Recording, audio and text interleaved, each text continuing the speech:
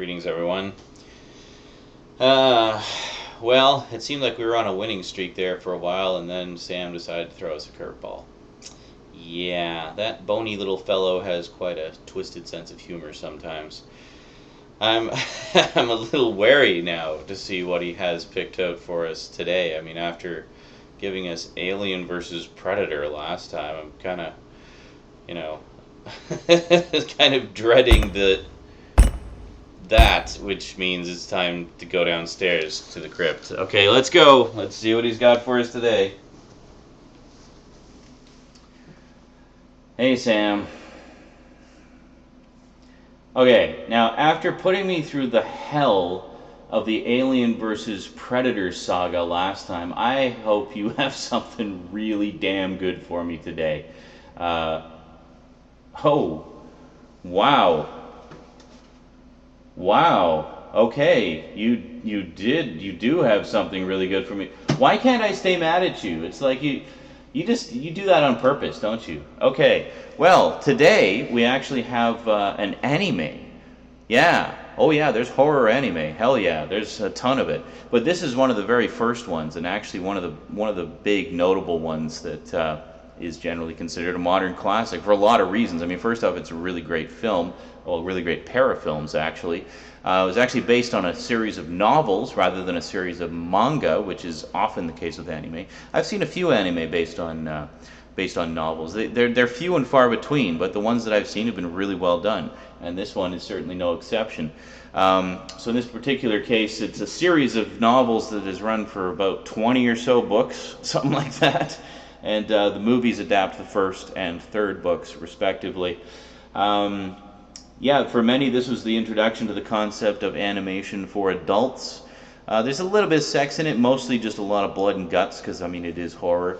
I am, of course, talking about the legendary, the classic, the just brimming over with awesomeitude Vampire Hunter D, and its kick-ass sequel from the director of Ninja Scroll, Vampire Hunter D Bloodlust.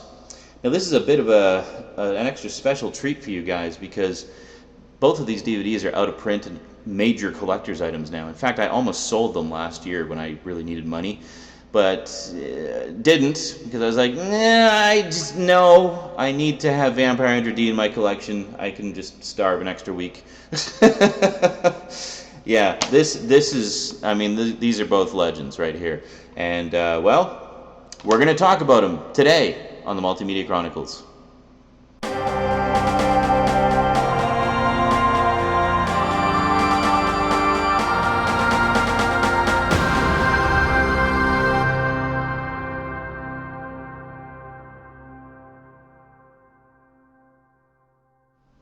Welcome back.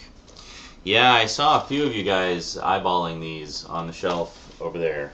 You'll notice I put a few different ones to fill in the gap while I talk about these. Vampire Hunter D and Vampire Hunter D Bloodlust. Vampire Hunter D originally came out in 1985, which was an era that, you know, we really didn't have a lot of adult animation. And Vampire Hunter D kind of marks the, you know, the beginning of that genre, at least as far as we're concerned over here in North America. I don't think we'd really seen very much of that kind of thing at the time. So it was a really big deal when it came out. I remember seeing ads for it in Starlog magazine and Heavy Metal magazine and stuff like that, and they're really hyping it up as the first animated film made strictly for adults, well, or first, I guess, Japanese animated film, because of course we'd had other things like, you know, the Ralph Bakshi stuff and whatnot on this side of the ocean. But this was the first anime that we'd seen geared strictly towards adults. And what makes it so adult? Well, essentially just the really excessive violence and bloodshed, and there is a little bit of nudity as well, which had just never been seen in a cartoon here. Well, a Japanese cartoon. I need to keep specifying that because, of course, there's always exceptions, but this was the big one that brought adult anime to our shores. And then a few years later, we started seeing a little bit more. My introduction to Vampire Hunter D, other than the ads, the first time I saw it, I guess, was around 92 or 93. A friend and I were kind of on a binge of renting VHS videos of anime that we'd heard about and heard was good and such. And Vampire Hunter D was one of the ones we checked out. Another really good one we checked out was one called The Bubblegum Crisis, which was actually remade a few years later, but we rented the original late 80s version, and that's a really good one too. That's one I've been meaning to get in my collection for ages. Also quite violent, but also quite funny. Vampire Hunter D, however, is deadly, deadly serious. Essentially, what you have is a story where it takes place in the far-flung future, sort of a post-apocalyptic future, which is interesting because you would think it would be more in medieval times, but it's basically a post-apocalyptic future where society has crumbled, and the new society that has emerged is also very medieval in structure and look and such. The difference being, because it's a post-apocalyptic world, there's also mutants and monsters and things that obviously would not have been present back in the past, but given the advent of radiation, and we've all seen Godzilla, we know what radiation does to animals and stuff. It mutates the hell out of them. Well, there's mutants all over the place in this one, and add into that a lot of the classic sort of supernatural elements, like you have werewolves and vampires and stuff like that, and you've got quite an interesting mix, essentially, of classic horror elements and science fiction, all wrapped up into a post-apocalyptic setting. So it's a very cool concept. The story itself seems to borrow heavily from Shane, the classic Western. Basically, the small town is being oppressed by this, in this case, a very old and powerful vampire. So the townspeople hire this vampire hunter who just goes by the name of D, and they hire him to take care of the vampire, and horror and bloodshed and action ensues. But it's great stuff. I mean, you'll definitely, like my bare feet. Let's just put that down. You'll definitely find that the animation is rather dated by this point in time. But if, like me, you have an affinity for the old school pre-Akira era of anime, I don't think you'll have any problem with that. Plus, the considering the era that it came out, there's actually some pretty dynamic imagery throughout it, like some really spectacular visual flourishes that I thought were really impressive. I remember being impressed by them at the time, and watching it again in recent years, I still find them impressive. One thing I should mention, of course, when my friend and I rented the VHS tape, it was the English dubbed version. I think it was the Streamline dub, and it was fine for the time, I guess. The DVD edition here actually contains both the Japanese and English audio, so it wasn't actually until the DVD edition that I was able to see it with the original Japanese audio. I did briefly own the Laserdisc edition, which was a very nice Laserdisc, beautiful. I think it had the same cover as this, just bigger, obviously, because it's a Laserdisc. But it also only had the English language audio. I think it might have had the option for the Japanese audio on a secondary audio track. But the problem with Laserdisc was it didn't have, how with DVD it basically has a character generator built in, which means you can just activate subtitles and have subtitles, and it'll use whatever fonts your DVD player has. Well, Laserdisc didn't have that feature. It was basically you could have the secondary audio track, no problem, but you could only get the subtitles of the closed caption decoder, so that it would be put in the closed captioning.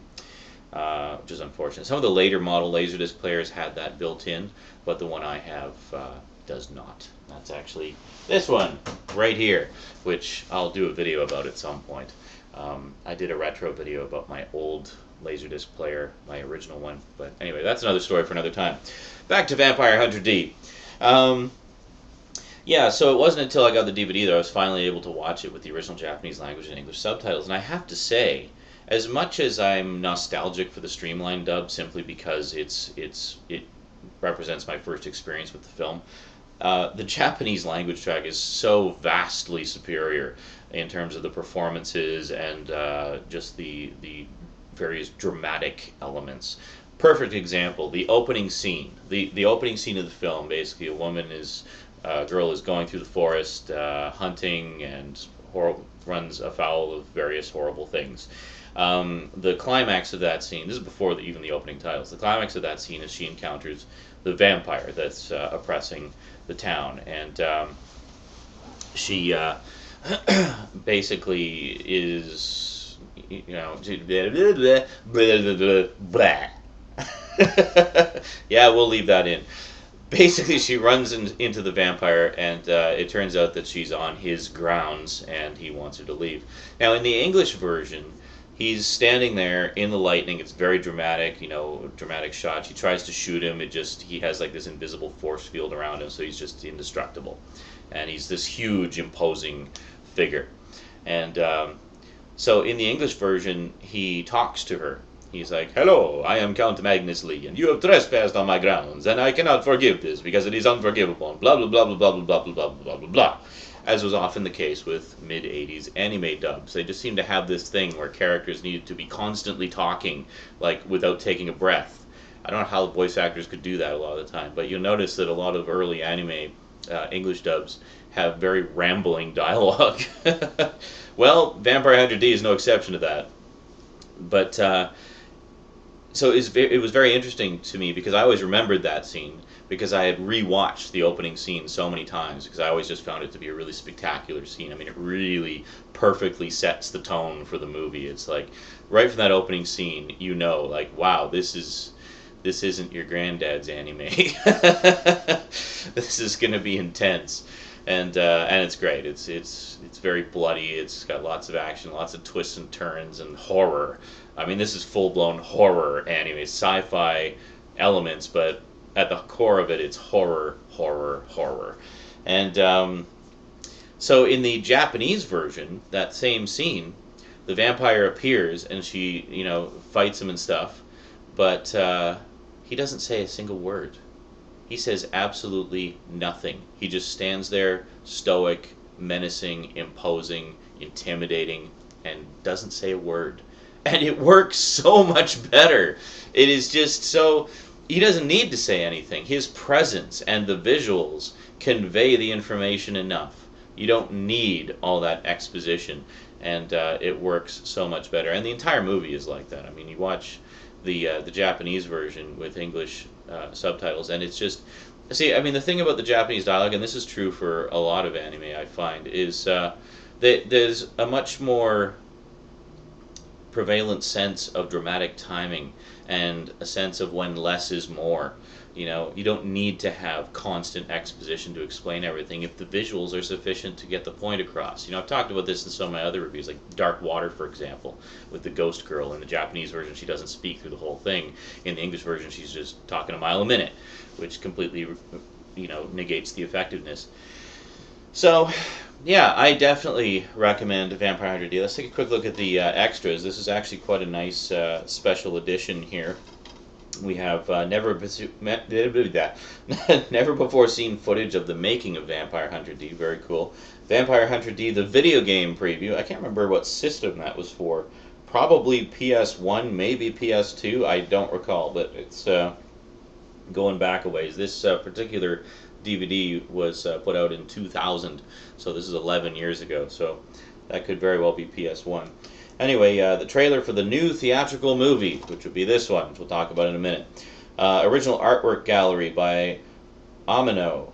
Web links, which I'm sure aren't active anymore. That's why I hate it when they put content on the web as extras. Like, just put everything on the disc, because when I buy this disc 10 years from now, am I still going to be able to access those web links? I don't think so.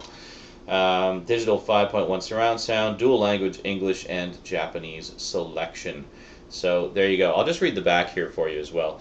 The long-awaited re-release of the original animated horror classic is finally here in DVD. In DVD? Not on DVD? Anyway. In the year 12,090 AD, the Earth has fallen into the clutches of ruthless vampires. Humans are enslaved by a corrupted feudal system, prey to the whims of vampiric aristocrats. Only one being has dared to challenge the cruel authority of these arrogant immortals, the mysterious vampire hunter called D. Cult classic by any standard, the sophisticated blend of horror and futuristic science fiction distinguishes Vampire Hunter D as a strikingly original gothic thriller.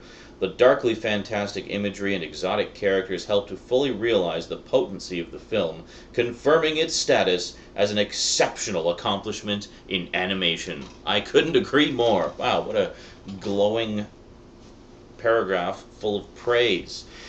So, yeah, needless to say, Vampire Hunter D was a huge hit. And I should mention, unlike a lot of anime that is based on manga, Vampire Hunter D is actually based on a series of novels. There's a series of around 20 or so, maybe even more now, novels, which for a long time were unavailable here. However, now they are.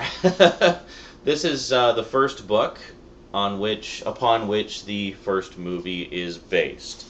And then this is the second book. And then this is the third book. The third book is what the second movie is based on. I don't know why they skipped the second book. I guess they just thought the third one would make a more interesting movie. I don't know. I haven't actually sat down and read these yet, much to my shame. And there's a lot more books available now. They've actually translated and published the vast majority of the books. And actually now there is a manga as well. They do have a Vampire Hunter D manga. So I definitely want to get caught up on all of those and sit down and just have like a Vampire Hunter D month or something. Read all the books, read all the mangas, watch the movies again. Yeah, good stuff. Yeah, so anyway, fast forward to 2001. Well, I guess it was 2000 technically, because that's when the trailer came out, but I think the movie was actually released in 2001, where we have Vampire Hunter D Bloodlust. This is awesome. Of course, with the original being such a highly regarded classic, people were, of course, naturally concerned when they heard there was a sequel, but we had nothing to worry about. I mean, because again, they were basing it directly off one of the original books, and not to mention the fact that this particular one was being done by the guy who brought us Ninja Scroll, which was a hugely popular anime in the early 90s, or I guess mid-90s. Anyway, Ninja Scroll was noted for its striking imagery and blood and guts and stuff, and I mean, if anybody was the right dude for the gig, it's the guy who brought us Ninja Scroll. So, Vampire Hunter D Bloodlust, I will just read you the back here to sort of give you the summary. We have, yeah, isn't this cool? You'll see, I'll give you a closer look at this in the packaging part. Okay, D has been hired to track down Meyer Link, a notoriously powerful vampire who has abducted a human woman, Charlotte Elborn. D's orders are strict. Find Charlotte at any cost. For the first time, D faces serious competition. The Marcus brothers, a family of vampire hunters, were hired for the same bounty. D must intercept Meyer and conquer hostile forces on all sides in a deadly race against time. Despised by vampires for his profession, and by humans for the blood in his veins, D relentlessly pursues his prey for a price. I think a lot of people saw this not even realizing it was a sequel. But it is. Now, in terms of the animation quality, this is very much in the post-Akira and post-Ghost in the Shell era, so you're definitely looking at a vast improvement in animation quality. But again, we have very striking imagery and some really spectacular action sequences, and we got CG mixed in there as well. I know I talk shit about CG a lot, but I have to say in anime, the Japanese just know how to do it with class, you know. The first time I really saw CG used effectively and, you know, in a non-offensive way was when I saw Macross Plus back in the mid-90s. And Vampire Hunter D is very much out of that same school of thought. There are elements that are CG, but in a way that just improves upon the quality of the overall look of the film. So I have no problem with it in this case. So yeah, Vampire Hunter D is a lot of fun. I mean, Vampire Hunter D Bloodlust is a lot of fun. It's basically just a rollicking adventure story. It's not as heavy on the horror aspects of it as the first one. It's not quite as dark a film. There is a little bit more humor, especially with the Vampire Hunter family. You know, it's a good, fun bunch of characters, and they provide, you know, good competition along the way. So they're sort of half dealing with the threats and half trying to eliminate D to get him out of the picture. And D's like, whatever. Do you have any idea who I am? Like, you can't do that. I mean, for God's sake, is it your name in the title? I don't think so. It's me. Thanks. Yeah. Anyway, lots of fun. Let's just quickly go over the special features. We have a behind-the-scenes featurette, a storyboard to feature comparison, theatrical trailers and TV spots, fans' favorite picks, merchandise, Dolby Digital 5.1, everything has an exclamation point after it, motion menus, UV trailers. What the hell is a UV trailer? Is that the... Oh, Urban Vision. Urban Vision is the company that released it. Web links, which probably don't work anymore. Anamorphic widescreen, 1.85 to 1. Closed captioning, remastered for home theater by Mariolo. Some remixing company, I guess. Yeah, anyway, lots of fun, great stuff. One little side note I should make about this. I was reading some reviews a while back, and fans were complaining that there was no Japanese audio track on Vampire Hunter D Bloodlust. Yeah, that's kind of odd. They're like, oh, I'm so sick of these companies releasing English-only versions and not including the original Japanese audio with English subtitles. That's the only way people should be watching anime, in the original Japanese language with English subtitles. Great. You're a purist. Go you. But here's a little newsflash for you. While this is not the norm, this is what was done with Vampire Hunter D Bloodlust. The English audio track actually is the original audio track. Yep, it's a totally Japanese production. However, I guess given how popular the first one was over here, they decided to actually produce it for the American English-speaking audience. So the Japanese audio that would have appeared over in Japan, if they even did a Japanese track, they may not have done. They may have just subtitled it. Yeah, the English audio is the original audio in this case. So it is a pure release. It is as it was made. It is as it was intended to be seen. So suck on that, purists. Doesn't that just blow your mind? Yeah, but that said, I mean, it does have a great voice cast. I mean, I think they even list some of them on the back here. Yeah, you got Pamela Siegel, John DiMaggio, who you'll know, of course, as Bender from Futurama, Dwight Schultz, and Andrew Philpott. And you'll recognize a lot of other voices as well. I think they even have a lot of the same voice cast from, or some of the same voice cast anyway, for the characters who recur from the first one, which I guess would just be D. I think he has a little demon character in his hand that he talks to and that helps him out and stuff. It's kind of hard to explain. You'll understand when you see the movie.